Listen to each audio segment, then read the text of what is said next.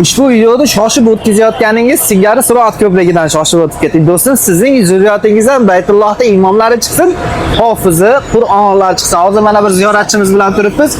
Aka, assalomu alaykum. Assalomu alaykum. Qaysi shahardan keldingiz? Moskvadan. Moskvadan keldingiz. Qaysi davlat fuqarosisiz? Tojikiston fuqarosi.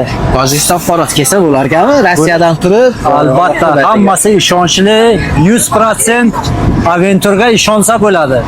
birinchi marta Ka'bani ko'rdingiz, sog'ingan qalblaringiz orom olarkanmi? Albatta. Necha marta umra badal qildingiz?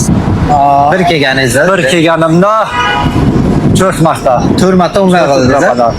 Alloh rozi bo'lsin.